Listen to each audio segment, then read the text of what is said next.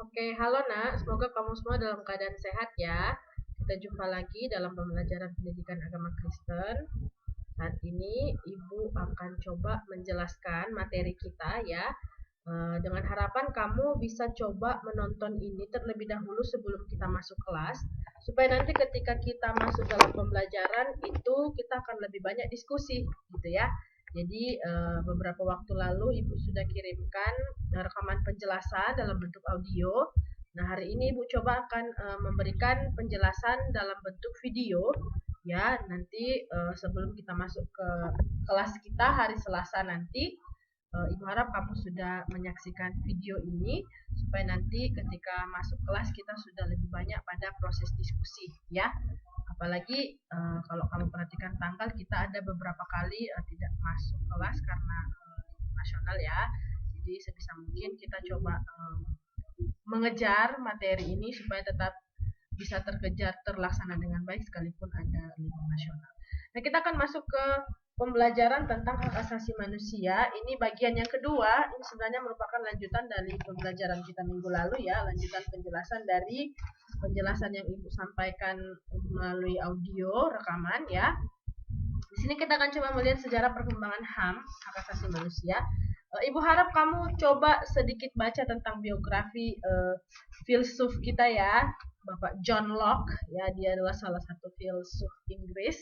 Kamu lihat begitu dia sangat tertarik dengan namanya belajar banyak hal, dia sangat banyak membaca, bahkan dia mempunyai ketertarikan pada bidang-bidang yang sebenarnya bertolak belakang sebenarnya, tetapi dia bisa mencoba menyatukan itu lewat garis pemikirannya gitu ya. Secara singkat kalau kamu baca biografi dari John Locke, Ibu Siska advice kamu coba searching ya Wikipedia biografi John Locke. Kamu akan lihat di mana dia juga banyak bertemu dengan para pemikir-pemikir, bahkan para penemu gitu ya. Dia pernah menjalin komunikasi dengan Robert Boyle, kemudian dengan Isaac Newton ya. Dia memulai perjalanan akademiknya itu di Universitas Westminster. Ya, di situ dia banyak belajar.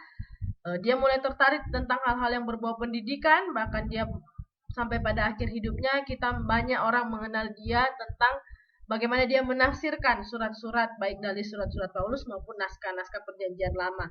Selain itu dia juga belajar tentang chemistry, kimia ya, kemudian fisika. Ini jadi merupakan salah satu contoh orang yang sangat gemar belajar gitu ya. Dia pengen banyak tahu sehingga dia banyak belajar, dia suka baca buku dan dia suka memberikan pemikiran-pemikiran yang baik tentunya dalam perkembangan ilmu pengetahuan dan teknologi dewasa ini, terutama dalam hal mencetuskan tentang hak asasi manusia. John Locke ini memiliki peran lumayan besar, terutama ketika dia kembali ke Inggris ya. Ketika dia kembali ke Inggris dan kemudian dia banyak menyuarakan tentang ini persoalan hak asasi manusia, human rights ya. Jadi ada satu pernyataan dari John Locke yang sangat terkenal, yaitu bahwa manusia itu memiliki hak atas hidup, hak atas kebebasan, artinya tidak boleh ada penindasan di situ, dan hak untuk memiliki sesuatu. Jadi ini adalah salah satu 3 hak mendasar yang harus dijamin oleh negara, atau dalam hal ini manusia pada umumnya mau siapapun dia harus memiliki 3 hak dasar itu. Ya, jadi perkembangannya tentang hak asasi manusia ini sebenarnya bermula dari abad ke-17 ya. Kemudian ada di sini Ibu cantumkan Magna Carta, ini adalah piagam hak asasi manusia ya. Kemudian hak asasi manusia ini juga melatar belakangi terjadinya revolusi Amerika ya, di mana sebelum revolusi Amerika itu terjadi banyak sekali pelanggaran hak asasi manusia, terjadi pembunuhan dan pembatasan hak-hak tertentu, teristimewa bagi orang-orang yang memiliki perbedaan gitu ya, perbedaan kulit ya, perbedaan ras. Bahkan di Amerika hal ini masih terus menjadi pergumulan sampai sekarang gitu ya, nggak bisa kita pungkiri bahwa masalah perbedaan warna kulit, masalah perbedaan agama, bahkan masalah perbedaan pandangan politik bisa menjadi salah satu atau beberapa indikator yang bisa menyebabkan terjadinya pelanggaran hak asasi manusia. Nah, mengacu dari ini makanya terjadi revolusi Amerika. Revolusi Amerika terutama sangat menggarisbawahi supaya tidak terjadi pelanggaran hak asasi manusia. Dalam hal ini tidak terjadi pembunuhan dan pembatasan hak-hak warga negara, terutama mereka yang memiliki warna kulit yang berbeda, gitu ya. Baru kemudian juga muncul lagi revolusi Prancis ya, dimana ketika itu di Eropa sendiri banyak terjadi penindasan. Artinya seperti ini, banyak orang yang diperbudak.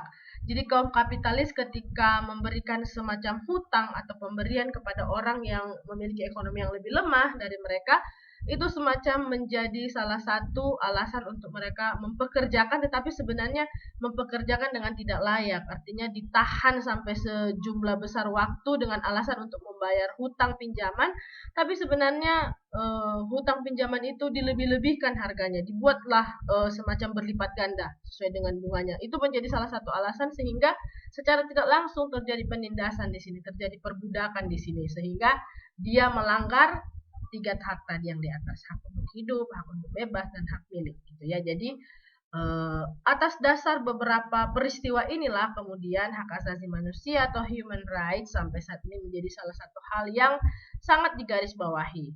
Kalau di dunia internasional, hak asasi manusia ini begitu sangat baiknya diusahakan atau dijamin oleh negara, terutama negara-negara maju ya, apalagi negara-negara yang ada di Eropa maupun Amerika. Kenapa? Karena mereka sudah mengalami proses revolusi yang panjang atau proses yang panjang, yang begitu panjang berdasarkan pengalaman dari warga negaranya sendiri. Makanya mereka sudah sebenarnya mencapai pada posisi penegakan human rights yang baik lah kalau kita bilang ya nak. Artinya ada pengorbanan di situ. Kalau kamu ingat Nelson Mandela, bagaimana dia berusaha memperjuangkan melakukan perlawanan, dalam hal ini memperjuangkan tentang persamaan antara ras berkulit hitam berkulit putih. Begitu juga Martin Luther King Jr. ya, kalau kamu suka membaca buku, itu adalah bagian dari perjuangan untuk menjamin bahwa hak asasi manusia ini harus berjalan dengan baik. Sehingga dengan pergumulan yang begitu panjang ini, kita melihat beberapa negara maju, terutama di negara Eropa dan Amerika, sudah sangat berusaha untuk menjamin hak asasi manusia siapapun dia, bahkan dalam keadaan apapun seseorang itu harus dijamin keberadaannya, eksistensinya, terlebih jika dikaitkan dengan 3 pokok ini ya, hak untuk hidup, hak bebas, dan hak untuk memilih. Kemudian ini ya juga ada salah satu faktor pemberian jaminan kepada para bangsawan beserta keturunannya seperti hak untuk tidak dipenjarakan tanpa adanya pemeriksaan pengadilan. Ini ya salah satu pergumulan ya di abad ke-17 bahwa terhadap hukum dan peradilan itu terjadi ketimpangan, di mana ada perbedaan. Padahal sebenarnya kalau kita melihat esensi atau hakikat dari hukum adalah itu selalu sama dan adil terhadap semua orang. Jadi semua warga negara itu punya hak dan kewajiban yang sama di mata hukum. Artinya kalau dia bersalah, dia akan diproses sesuai dengan hukum yang berlaku. Seperti itu ya. Jadi itu adalah salah satu ini adalah beberapa sejarah perkembangan, beberapa faktor yang kemudian mendukung sampai sekarang hak asasi manusia itu diakui sebagai suatu hal yang pokok yang harus dijamin oleh pemerintah terhadap warga negaranya, atau orang tua bahkan harus menjamin hak asasi setiap anaknya gitu ya. Jadi ini adalah hak yang melekat dalam diri seseorang bahkan semenjak dia berada dalam kandungan ibunya. Oke, next kita lihat. Nah, dalam perjanjian Alkitab, dalam Alkitab, perjanjian lama dan perjanjian baru, kita melihat bahwa sejarah hak asasi manusia itu dimulai ketika Allah menciptakan manusia. Pada hari yang ke-6 ya, dia menciptakan manusia agak berbeda dengan ciptaan yang lain. Manusia mendapatkan privilege ya, berkali-kali Ibu sampaikan dalam pembelajaran kita, manusia mendapatkan satu hak istimewa, yaitu dia mendapatkan hak untuk memiliki citra Allah di dalam dirinya. Ya, hak asasi manusia merupakan citra Allah dalam diri manusia. Artinya manusia ini kemudian karena dia punya keistimewaan, yaitu diciptakan segambar dan serupa dengan Tuhan, dan dia dikaruniai akal pikiran ya. Kalau makhluk hidup yang lain tidak ada ini. Kalau insting ada pada makhluk hidup seperti hewan ya, tetapi kalau akal pikiran, akal budi ya, itu hanya ada pada manusia. Kenapa Tuhan memberikan itu kepada manusia? Karena terkait dengan mandat ilahi ya, ada mandat kebudayaan yang kemarin sudah kita bahas kelas 11, sehingga kemampuan untuk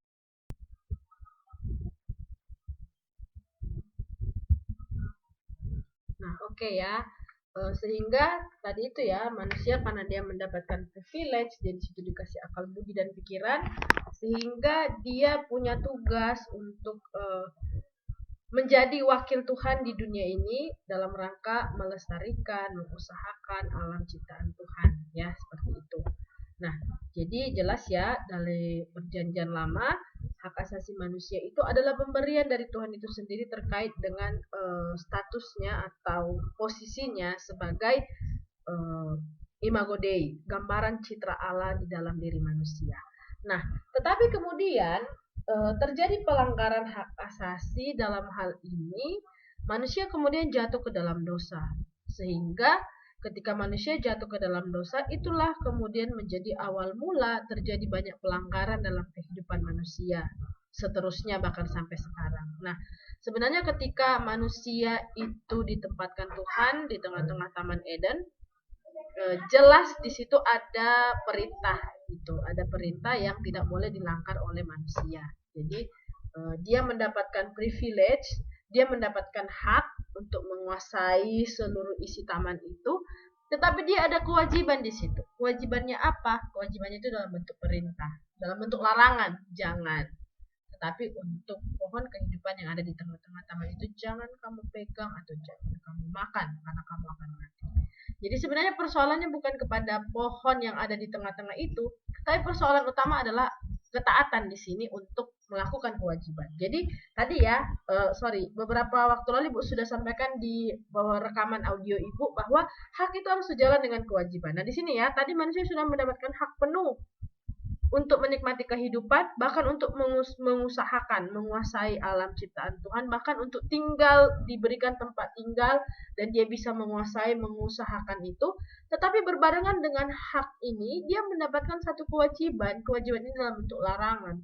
Tetapi untuk pohon yang ada di tengah-tengah itu jangan kamu pegang atau makan karena kamu akan mati. Jadi persoalannya bukan pada pohon, tetapi bagaimana manusia berusaha untuk menyeimbangkan antara hak dan kewajiban ini. Udah dikasih hak, harus mau dong melakukan kewajiban, atau lakukanlah kewajiban dulu biar bisa dapat hak gitu ya.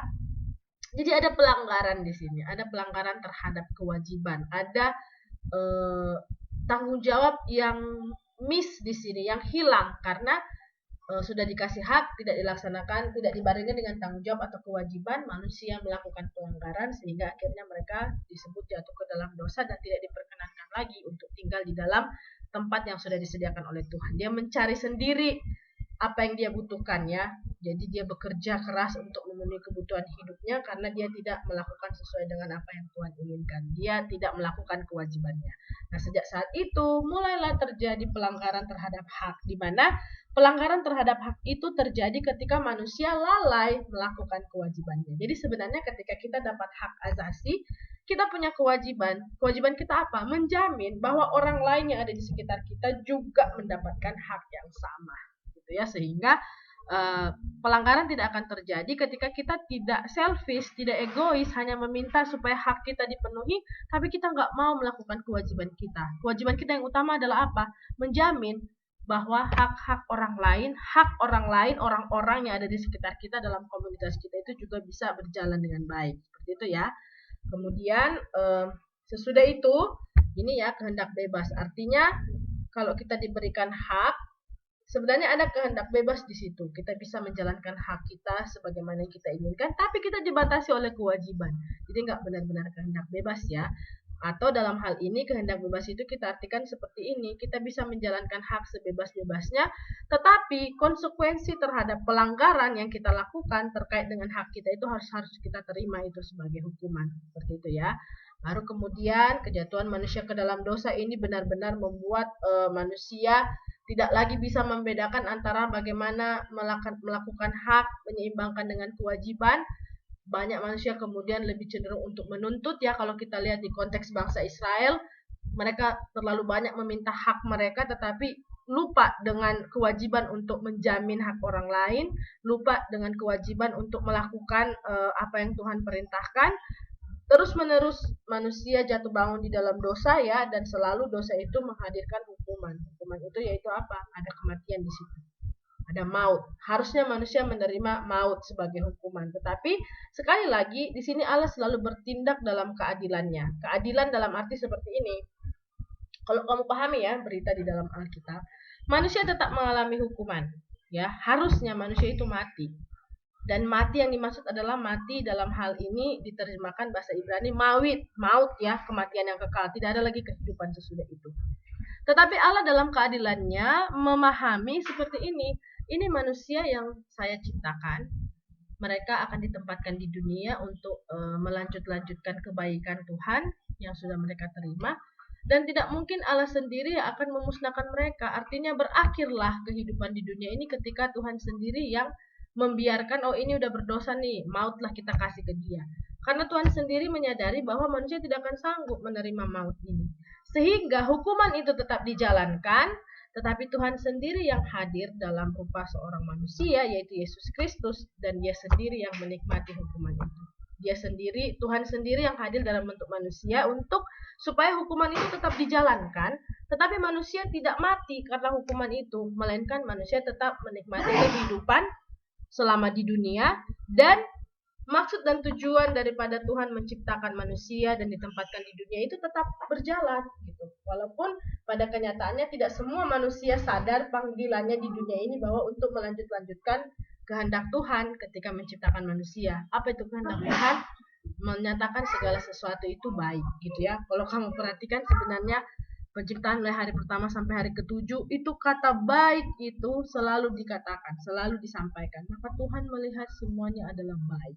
Karena memang sebenarnya tujuan manusia dihadirkan ke dunia ini adalah untuk menyatakan itu baik, kata sifat itu ya, kata sifat yang bisa jadi kata benda. Nah, jadi itu ya. Jadi keadilan Tuhan di sini dinyatakan lewat manusia yang jatuh ke dalam dosa, dia tetap menerima hukuman. Tetapi karena manusia tidak sanggup menerima hukuman ini, maka Allah sendiri yang hadir dalam rupa manusia, yaitu dalam pribadi Yesus Kristus, untuk kemudian manusia dalam pribadi Yesus Kristus ini akan menerima hukuman, yaitu hukuman mati di kayu salib, ya.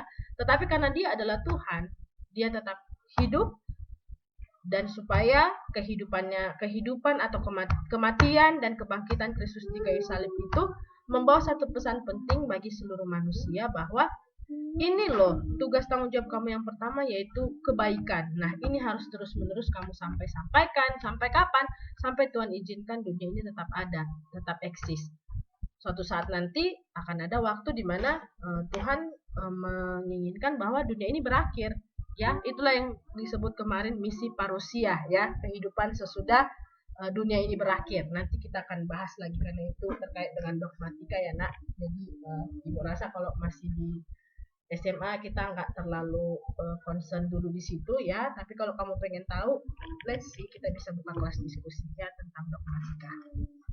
Nah itu ya. Jadi itu yang merupakan sedikit sejarah singkat hak asasi manusia dalam perjanjian lama sampai ke perjanjian baru. Nah next kita coba lihat. Nah, nilai hak asasi manusia dalam Alkitab. Ada 5 nilai yang mau ditekankan dalam firman Tuhan terkait dengan hak asasi manusia. Ya, di situ dikatakan bahwa tentang persamaan. Galatia 3:28 ini sebenarnya mau menekankan bahwa semua orang itu sama di mata Tuhan. Mau dia kecil, besar, hitam, putih kulitnya, keriting rambutnya, lurus rambutnya, orang Papua dia, orang Batak, orang Manado, orang Jawa, dia punya hak yang sama, yaitu dia punya hak untuk hidup ya. Ketika Tuhan memberikan dia kehidupan, maka dia punya hak untuk hidup, mau siapapun dia, dalam keadaan apapun dia, agama apapun dia. Hak hidup itu adalah anugerah yang dia terima dari Tuhan, dan hanya Tuhan sendiri yang bisa mengambil itu. Dengan cara bagaimanapun Tuhan mau gitu ya. Hanya Tuhan sendiri yang bisa mengambil hak itu, mencabut hak itu, karena Tuhan yang memberikan dia kehidupan. Jadi artinya hak untuk hidup ini adalah hak semua orang tanpa terkecuali. Sehingga kita berkewajiban untuk menjamin bahwa setiap orang itu bisa hidup gitu ya. Jangan sampai kita berusaha untuk mengambil hak hidupnya dengan alasan apapun ya, karena kita punya tanggung jawab tadi ya, kita punya kewajiban untuk menjamin hak hidup seseorang, kan hak hidup itu adalah hak yang paling mendasar. Kemudian yang kedua tentang keadilan. Kamu bisa baca di Mazmur 9 ayat 9, Roma 3 ayat 26. Di sini poin pentingnya adalah setiap pelanggaran akan mendapatkan hukuman yang sama. Setiap pelanggaran akan mendapatkan hukuman. Artinya, mau dia pelanggaran berat atau pelanggaran kecil, kalau dia melanggar ketetapan,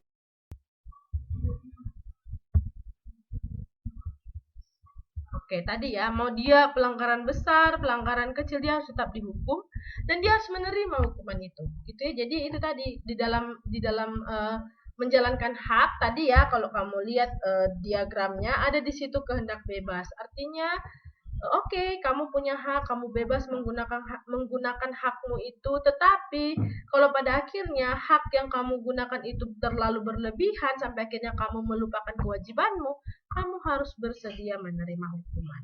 Artinya, hukum itu konsekuensi dari pelanggaran terhadap HAM itu adalah hukuman dan itu harus dilaksanakan seadil-adilnya. Artinya semua orang itu sama ya, semua orang akan mendapatkan hukuman terhadap pelanggaran. Nah, jenis hukumannya seperti apa? Tentunya itu sesuai dengan pelanggarannya. Sehingga kalau bagi ibu pribadi ya, kalau misalkan pelanggaran terhadap hukuman itu dia tidak adil, itu bukan berarti sama rata ya. Adil itu bukan berarti kalau si Albert dapat 1, si SPP juga dapat 1, atau misalkan si Agnes dapat 1, dapat 2, si Jespa juga dapat 2. Tapi sebenarnya adil itu proporsional sesuai dengan apa yang kamu butuhkan gitu ya. Jadi orang yang melakukan pelanggaran HAM, dalam hal ini dia membunuh, itu pasti hukumannya akan beda dengan dia yang mencuri. Proporsional, tapi yang pasti akan dihukum gitu. Tapi jenis hukumannya atau bentuk hukumannya seperti apa, keadilan yang seperti apa, keadilan itu proporsional, yang equality ya, enggak justice. Artinya dia akan dihukum, dia akan mendapatkan konsekuensi sesuai dengan pelanggaran yang dia lakukan dan dia harus menerima itu bagaimanapun ceritanya. Gitu ya, apapun alasannya, kalau kamu berbuat salah, meskipun kamu katakan itu kamu memukul temanmu dengan alasan membela diri, tapi kamu juga harus tetap menerima konsekuensi bahwa memukul orang lain itu merupakan salah satu bentuk pelanggaran hak asasi, yaitu kamu membuat dia sakit ya, padahal harusnya dia nggak sakit gitu ya. Kemudian next, kemerdekaan. Kemerdekaan ini dalam hal ini hak untuk hidup bebas tanpa ada penindasan. Artinya orang akan merasa tertindas ketika hak-haknya tidak dipenuhi. Contohnya dalam bekerja, dia sudah bekerja selama 8 jam, ternyata dia tidak dibayar sesuai dengan perjanjian. Ada penindasan di situ.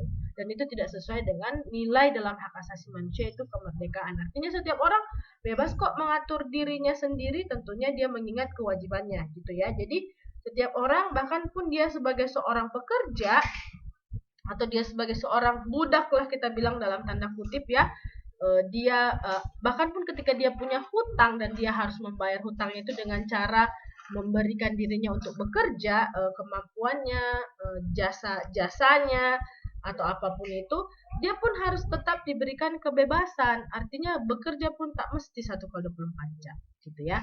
Jadi akan ada aturan-aturan tertentu yang mengatur bahwa sekalipun seseorang itu bekerja untuk membayar hutang atau menjadi pelayan kepada orang lain, tempat dia berhutang atau mencari nafkah, itu pun harus diatur sedemikian rupa bahwa orang tempat dia bekerja atau yang mempekerjakan dia tidak punya hak untuk mengatur kehidupannya secara berlebihan, apalagi yang berkaitan dengan pribadi, privasinya gitu ya.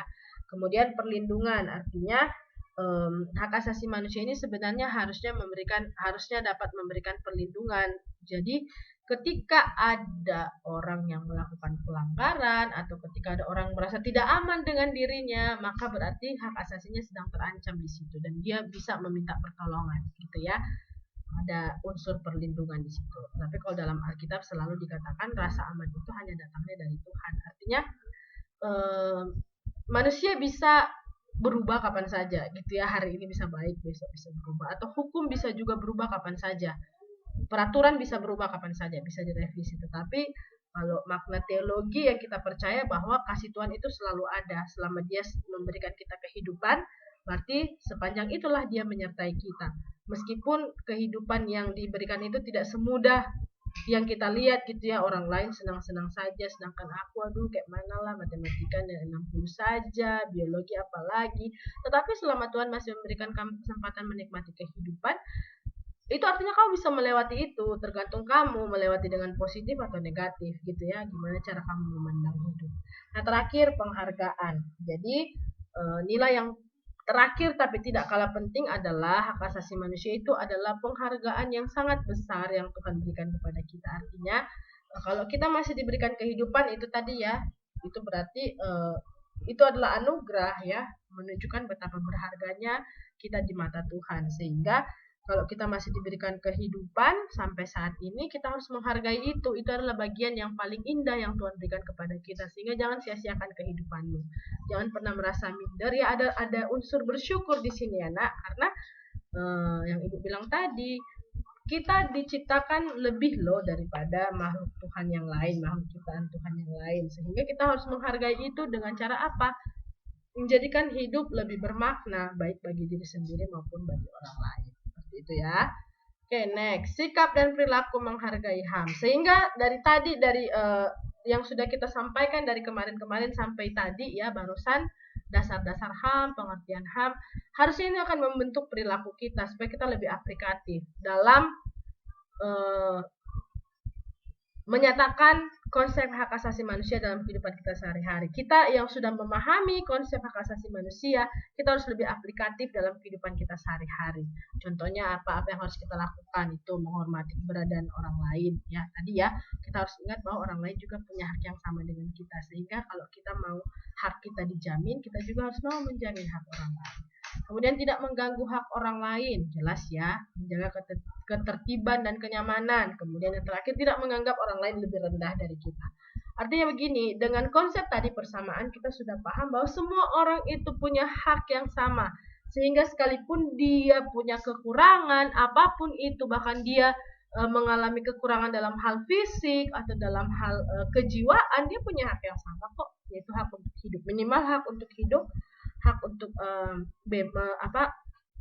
hak untuk merdeka ya, tidak ditindas, dan yang terakhir hak untuk memiliki gitu ya. Selanjutnya, nah bagaimana peran gereja? Gereja sudah hadir nggak ya dalam hal aplikasi hak asasi manusia dalam kehidupan sehari-hari? Nanti kita bisa diskusi ya. Jangan-jangan gereja kurang menyatakan kehadirannya selama ini. Gereja lebih banyak berbicara tentang kayak mana caranya masuk surga, kayak mana caranya memberikan persembahan, kayak mana caranya menjadi orang yang beriman, kayak mana menghadapi penderitaan. Padahal sebenarnya hak asasi manusia itu dalam Alkitab banyak loh dibahas ya. Kita bisa diskusi nanti sesudah ini kasus-kasus pelanggaran HAM yang terjadi dalam Alkitab dan bagaimana penyelesaiannya. Nah, kita akan coba melihat gimana gereja kita udah aware nggak ya tentang hak asasi manusia. Jangan-jangan gereja kita terlalu sibuk dengan hal-hal yang berbau rohani, religius. Padahal sebenarnya kita masih hidup di dunia ini sehingga harus seimbang antara hal-hal rohani maupun hal-hal yang bersifat duniawi dalam tanda kutip gitu ya. Jangan sampai kita merasa atau gereja kita merasa bahwa hak asasi manusia tugas Komnas HAM-nya itu enggak tugas kita. Tugas kita adalah memastikan jemaat berminggu terus setiap minggu. Jemaat memberikan persembahan. Tidak. Persoalannya tugas gereja enggak cuma sampai situ. Nah, gitu. Jadi apa dan bagaimana peran gereja? Ini ada 3 poin yang mau Ibu Siska sampaikan. Kalau bisa tambahkan nanti ya. Bisa berefleksi nanti dengan bagaimana kehidupan bergerejamu selama ini. Jangan-jangan kita terbiasa rutinitas ya, hari Minggu 2 jam pulang gitu kan. Kasih persembahan, tiap ada ulang tahun, persembahan syukur dan sebagainya. Tapi kita lupa berefleksi. Jangan-jangan hanya jadi rutinitas ya, sesuatu yang menjadi rutinitas kadang-kadang maknanya jadi nggak dapat ya. Nah, bagaimana peran gereja? Membekali jemaat mengenai pengajaran tentang hak asasi manusia dalam dogma iman Kristen. Ibu nggak tahu, dalam khotbah-khotbah di gereja dibahas nggak tentang ini?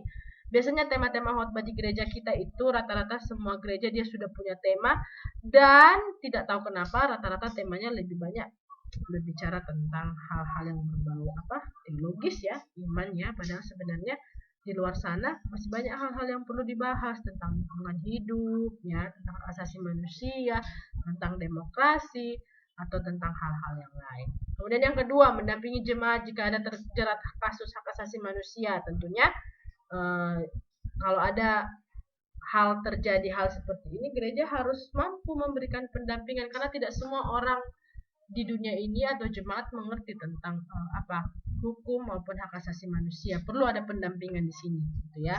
Kemudian yang terakhir, memantau sikap dan perilaku jemaat supaya mampu menerapkan nilai-nilai hak asasi manusia sehingga bisa mencegah terjadinya pelanggaran hak asasi manusia. Artinya gereja harus mampu dulu dong memahami bahwa hak sebagai warga jemaat, atau kita bilanglah kebutuhan ya. Kalau hak udah kayak macam apa kali kan. Oke, poin 4 ini artinya sebagai apa?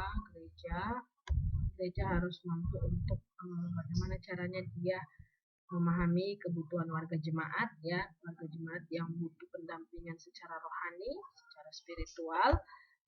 Gereja mampu untuk menjawab itu. Kemudian sesudah kebutuhan rohani terpenuhi, kebutuhan spiritual, gereja juga harus mampu menyiapkan masyarakat supaya mereka bisa untuk bertanggung jawab dalam kehidupan sehari-hari. Artinya rohani dan jasmani itu sejalan. Kehidupan duniawi dan kehidupan spiritual itu sejalan. Artinya jemaat diperlengkapi lah supaya mereka juga paham tentang apa itu hak asasi manusia dan mampu untuk mengaplikasikannya mulai dari kehidupan keluarga, kemudian kehidupan bermasyarakat, kehidupan berbangsa dan bernegara. Artinya gereja dalam pelayanannya perlu untuk menekankan kepada warga jemaat bahwa selain status kita sebagai warga kerajaan Allah, warga Kristen, kita juga punya status sebagai warga negara. Sehingga sebagai warga negara kita punya tugas dan tanggung jawab, punya kewajiban untuk memastikan bahwa kita bisa menjadi warga negara yang baik, menghormati sesama kita, menghormati pemerintah, dan juga taat akan setiap peraturan yang dikeluarkan oleh pemerintah. Seperti itu ya. Nah, ini tadi ya, kalau gereja sudah memperlengkapi jemaatnya tentang konsep hak asasi manusia, maka itu akan dimulai dari skop yang paling kecil, yaitu dari keluarga. Nah, jemaat yang sudah diperlengkapi tentang konsep hak asasi manusia itu akan memulai menerapkannya di tengah-tengah kehidupan keluarga, dimulai daripada orang tua yang mulai memperlihatkan cerminan sikap yang menghargai hak asasi manusia. Artinya di dalam keluarga itu tidak ada diskriminasi gitu ya. Orang tua juga harus minta pendapat anak dalam berbagai hal, termasuk dalam hal menentukan tugas dan pekerjaan di rumah ya, atau dalam hal menentukan ini si anak pengen masuk kuliah di mana sih, bisa ditanya dulu gitu. Orang tua nggak serta-merta langsung kau kesini ya, gitu enggak. Jadi ada cerminan sikap menghargai hak asasi manusia dimulai dari rumah. Ketika orang tua menghargai hak anak-anaknya, dan sebaliknya anak-anak bertanggung jawab atau punya kewajiban untuk mematuhi orang tuanya gitu ya.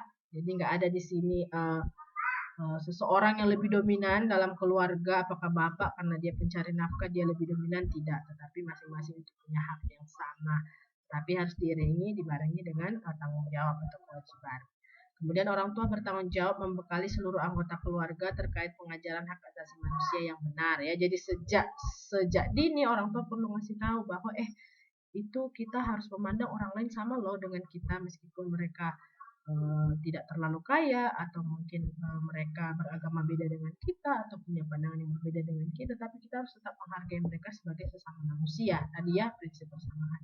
Kemudian orang tua mendampingi dan mengarahkan anggota keluarga jika ada yang bersinggungan dengan pelanggaran hak asasi manusia. Ini mungkin kedepannya gitu ya, misalkan ada yang berkaitan dengan contohnya kasus bullying juga merupakan salah satu pelanggaran HAM ya. Orang tua harus mendampingi anaknya dengan bijaksana, bahkan harus mengarahkan anak-anaknya jangan jadi pelaku bullying gitu ya.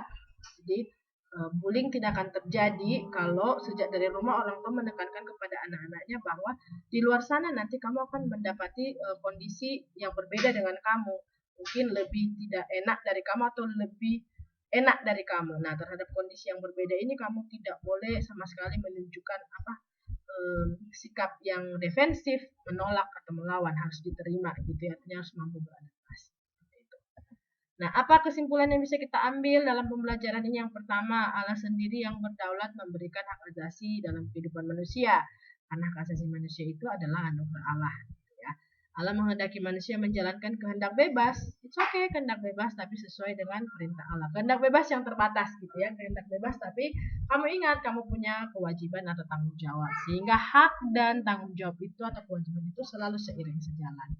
Allah menghendaki manusia saling menghormati dalam penegakan HAM ya, tidak terkecuali. Selanjutnya HAM mendatangkan keutuhan terhadap ciptaan lainnya. Artinya kalau kamu sudah memahami kamu punya hak asasi manusia, kemudian kamu paham bahwa kamu punya tanggung jawab untuk menjamin hak asasi orang lain, maka sesungguhnya tidak akan terjadi pelanggaran HAM di sini, gitu ya, karena masing-masing sadar akan hak dan tanggung jawabnya, hak dan kewajibannya. Dan yang terakhir, gereja bertanggung jawab atas pemenuhan hak asasi jemaat supaya kemudian menjadi berkat bagi lingkungan sekitar. Nah, kira-kira seperti itu ya yang bisa Ibu sampaikan dalam video pembelajaran ini. Silakan ditonton ya. Kita jumpa hari Selasa nanti, kita buka kelas diskusi. Ibu akan coba sajikan beberapa case ya. Kita bisa saling memberikan pandangan terhadap case yang akan Ibu sampaikan nanti ya. Ibu harap kamu benar-benar banyak baca buku ya Nak tentang ini ya, supaya kita punya pemahaman yang sama. Intinya ini adalah dasar pembelajaran tentang hak asasi manusia. Jika kita pandang dari sudut pandang iman Kristen, kemudian kita kaitkan dalam kehidupan kita sehari-hari, terlebih dalam konteks Indonesia. Dia udah 2 materi membahas ini, tetapi aplikasinya itu akan selalu berbeda dan dia selalu relatif dan kontekstual sesuai dengan apa yang terjadi saat ini, kepentingannya apa gitu ya. Nanti Ibu coba cari waktu, Ibu cari teman yang paham tentang hak asasi manusia ya. Kebetulan kayaknya Ibu punya teman yang berkecimpung di bidang ini, nanti akan mudah untuk ngasih sedikit pandangan pada praktisnya gitu. Ini kan sebenarnya konsepnya ya. Praktikalnya nanti mungkin akan kamu temukan dalam kehidupanmu sehari-hari, bahkan mungkin sesudah ini, apalagi kalau kamu sudah masuk ke lingkungan yang lebih luas lagi, praktikalnya itu akan lebih dapat. Tapi intinya dalam kehidupan sehari-hari, praktek sederhananya adalah di rumah kamu mendapatkan hakmu sebagai anak, di sekolah kamu mendapatkan hakmu sebagai siswa. Itulah sebabnya kenapa di sekolah kita dalam setiap keputusan yang kita ambil kita selalu tanya kamu, karena pembelajaran kita itu student center, berpusat kepada siswa. Artinya supaya kami pun punya gambaran dari sudut pandang kamu pengen seperti apa sih? Yaitu salah satu bentuk aplikasi dari kami menjamin hak kamu dalam hal menerima pendidikan. Seperti itu ya.